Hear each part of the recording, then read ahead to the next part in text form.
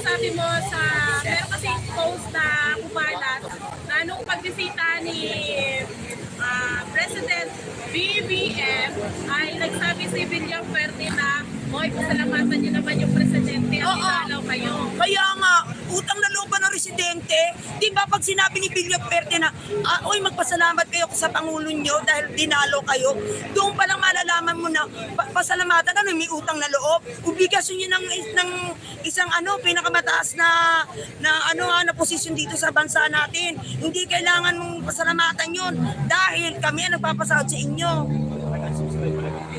Pera natin lahat yan, tax natin yan. Meron pa nga nagtanong sa akin, kung ako day taxable, ay bobo pa rin nagtanong. Ikaw nga lang, pumunta pa nga lang ikaw sa mall eh. Pag-apak mo pala ng pintuan eh, may tax ka na eh. O alam mo nyo kung bakit? Papasok ka doon, gagamit ka ng aircon. O. Sabi ng trolls dito, wala ka rin tax eh. Anong walang tax? Tanga pala siya. Bawal dito ngayon, mamaya wala. Hindi, kaya ko lumaban niya hanggang mamaya. Baka sila'y pag-anin ko, anong tax? Ang lakas naman trolls magsabi ito, wala ka rin tax. Doon pa nga lang pag sa CR ng mall, CR ka doon, may bayad. Alam mo kung bakit may tax? O pag press mo ng tubig, gagamit ka ng tubig doon. O, hindi ba tax yun? Kasi kalsada, pag naglakad ka, may tax ka. Oo, kasi gagawin to ng PWH eh, di ba? O. Mahal nga ng bayad sa tubig. May Kaya ambag nga. tayo dito. May ambag tayo dito. Oh, may ambag.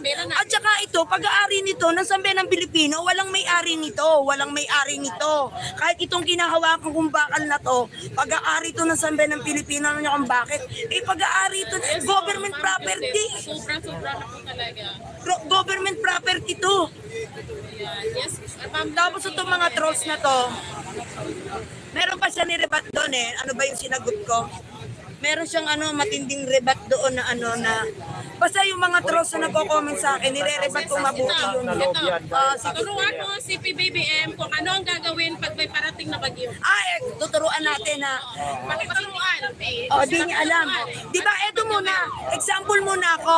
Nung siya nagpa-press conference, sabi niya, napakamot sa ulo, napahinga ng ganon. So, ibig sabihin, hindi mo alam ang gagawin mo. Tayo nga na ordinaryong Pilipino, alam natin kasi dapat ahead of time ka dahil merong mga report yan.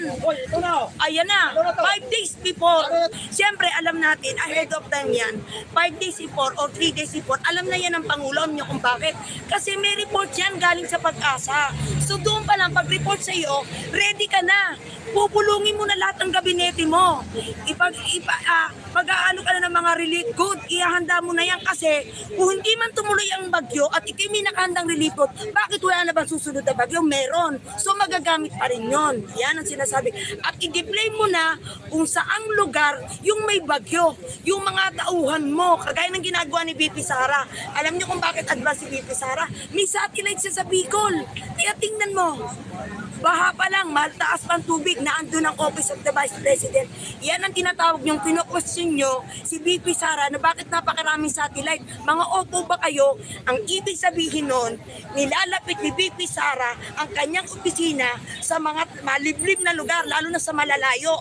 Para nga naman, paghihingi ng tulong, hindi na pupunta pa sa Maynila, pupunta sa ganon. Kaya yun ang tinatawag na nagtatayo siya ng opisina sa iba-ibang lugar. Nilalapit niya ang Office of the Vice President sa mga nasa liblib na lugar. Yan yun. Oh. Tapos anuhin niyo pa si BP Sara na kailangan magpasay ko. Obob ba kayo mga trolls? Kung di kayo obob, bakit siya imbitahin sa sa sa PCCI? O hindi inimbita yung phone nyo? O ano ba yung PCCI? Di ba yun na Philippines sa mga asosasyon ng mga businessman at businesswoman dito sa Pilipinas? O nung hinirgyo si BP Sara ang in-invite ang guest speaker. Kayo ang baliw. Alam niyo kung bakit kayo baliw mga trolls? Kasi pinaniniwalaan yung mali. Hindi kayo ang baliw. Kaya wag kayo dyan, hindi nyo ako maanuhin dyan na nasasabihin nyo mga Duterte. Taong bayan ang nakakita sa ginawa ng mga Dutertes. Hindi nyo pwedeng maliin yan. Pwede nyo maliin sa bunganga nyo. Pero sa tunay na pangyayari, hindi nyo pwedeng burahin yan. Dahil yan, kitang-kita ng mga sambayan ng Pilipino ang ginagawa ng mga Dutertes. Hindi nyo pa sisinungalingan yung mga yan. Pwede kayo magsinungaling dahil bayad kayo eh. kada hearing pala sa Kongreso, di ba? Kaya pala himot puwit si Fernando, di ba? Fernandez. Oo, si Fernandez. Malaki pala ang babayaran sa Aero para meron siyang parang inisin na pag-aari niya na kailangan bayaran niya, kaya himot. Ayan, lumabas sa balita. Ano yung kasinungalingan yung balitang yun? Kaya pala ganun. Meron siyang parang pag-aari, initial pa lang na kailangan babayaran ganun. Kaya pala himot siya sa puwet. Kaya pala kahit mag-conduct sila ng tuwad ko, magdamag at maghapon, 1 linggo, bayad yun. Magpapakapuyat ka ba kung ang bayad lang sa iyo ordinaryo na sahod mo perma? Diba hindi mo gagawin yun? O anong tawag doon? O di ba? Kaya kayong mga kababayan ko, magising na kayo. Kasi eto na ginagawa sa inyo, nagpapakatanga kayo. Sasabihin nyo pa na I love BBM. Teka muna, bakit nyo minahal yun? Tinatanong nga namin bakit yung minahal yan? Anong nagawa niya? Magbigay ka nga kayo ng isang mabigat na nagawa niya. Wala talaga kahit isa. Tapos hihintayin niya pa na bumupa ang baha bago siya magpunta doon. Patay na ang mga tao tsaka kapatutunan. Anong klase kang pangulo? Wag kaming mga sambayan ng Pilipino, hindi nyo kami magaganyan sa mga ganyang bagay. Hindi. Hindi tayo sumusuporta sa mga Dutertes dahil sa Dutertes lang Hindi tandaan nyo, Tros. Sumusuporta kami sa mga Dutertes dahil sa sambayan ng Pilipino. Nakapaloob na yun lahat. Naandun na lahat yun Tandaan nyo yan Hindi kami tanga. Kayong mga trolls kayo. Kanina meron na namang isang trolls dito. Nasaan nandiyan ba? Wala na. Nagbibideo nga O diba? Isipin nyo kami mabait pa rin. Nandito kanina. Nag-video, nag-live. Diba? Hindi namin sinisita. Anong tawag doon? 40 views. Tapos nakita namin doon. Kay ano ba yun? Vendors. Oo, sa vendors. Kayo, alam namin kayo mga video nyo. Kaya kayo mga kababayan ko, bago kayo pumunta sa isang live, ang advice ko sa inyo, pag lalo na't bagong nakita nyo malaking channel, tapos hindi nyo pa napasok, tapos biglang nagpop-up sa inyo, kasi ibig sabihin nun, kaya nagpop-up sa inyo, recommended ni YT. Tingnan nyo muna yung previous na upload. Doon nyo makikita kung talaga sumusuporta sa mga Dutertes. Yan, at ano ko sa inyo yan. Kasi siguradong marami na naman dito mamayang marami na naman dito makikisyoso Anong masasabi mo doon sa sinabi ni Congressman Pulo na lahat ng nasa sa Congress ay bayad lahat, bawat hearing? Talaga namang bayad. Kasi nga, paano hindi natin masasabing bayad? Yan ba'y magpupuyat? Isipin mo, aabutin ka na madaling araw sa tuwadcom na yan, para lang sa hearing na yun. Ibig sabihin, bayad talaga yan. Sa gusto ni Dan Fernandez, yan may issue yan.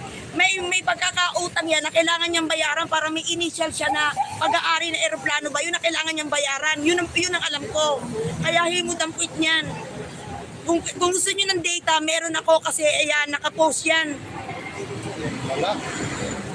Kaya himot sa tweet yan. Talagang totoo yan na may babayarang malaking halaga. Si Fernandez. Kaya himot sa tweet yan. Meron. Na kayo.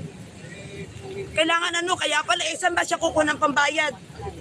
Kaya kayong mga taga Laguna, mag-isip-isip kayo. Good morning, sir. Sa Laguna yan kaya mag-isip-isip kayo kung kayo ay mahal ng inyong congressman. Kung naglingkod ba sa inyo. Ano yung masasabi bro sa paratang lang kay DP Sara na magpa-check up na daw sa ospital? Dahil daw sa sinasabi niya na pagkain niya si Senior Marcos sa Libingan ng Bayan ay itapon sa Whiskey Pitsing. Ay bobo pa sila. Iyan, sinabi lang ng ni VP Sara para tigilan siya. Hindi niya naman gagawin. Tanga si VP Sara, hukayin?